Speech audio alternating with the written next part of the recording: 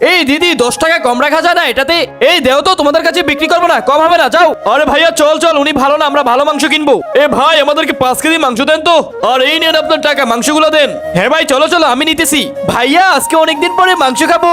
হ্যাঁ হ্যাঁ, তোর জন্য তো মাংস রান্না করবো, তুই এখন আমার সাথে সাহায্য কর। বন্ধুরা আজকের মাংসটা আমরা বারবিকিউ করে অন্য সিস্টেমে খাবো। সবার প্রথমে বারবিকিউ করার আগে মশলাগুলো দিয়ে ভালো মতো মাংসটাকে ম্যারিনেট করে নেই। ভাইয়া আমি কয়লা নিয়ে আসছি, চলো রান্না করি। চল চল রান্না শুরু করে দিই তাহলে। এই তো এখান থেকে এই চুলাটা নিয়ে নেই, এই চুলার ভিতরে আজকে বারবিকিউ করব। এই তো কয়লা ঢেলে দিলাম, এখন মাংসটাও রেখে দেই। এখন একটু ঘুরে আসি, কিছুক্ষণের ভিতর বারবিকিউ হয়ে যাবে। কিন্তু তার আগে আপনি যদি চান আপনার মা বাবা আপনার সাথে সারা জীবন থাকুক, তাহলে ভিডিওতে লাইক করে চ্যানেলটি সাবস্ক্রাইব করে যাবেন। শুধুমাত্র তারাই লাইক সাবস্ক্রাইব করবেন যারা মা বাবাকে মন থেকে ভালোবাসেন। কই রে ভাই, বারবিকিউ হয়ে গেছে, চলে আয়। আচ্ছা ভাই আস্তে আস্তে, আমি ভালো মতো একটু মাংসটাকে কেটে পিস পিস করে নেই। আরে ভাই বারবিকিউ হয়ে গেছে, চল চল আমি খাবো। সেই হে হে, খা খা, তোর জন্য তো রান্না করছি, অনেক মজা হয়েছে। এই আমাকে দিবা না? ভাইয়া দাদু আসছে, দাদুকেও দে। নেও দাদু ভাই, সবাই লাইক করে দাও।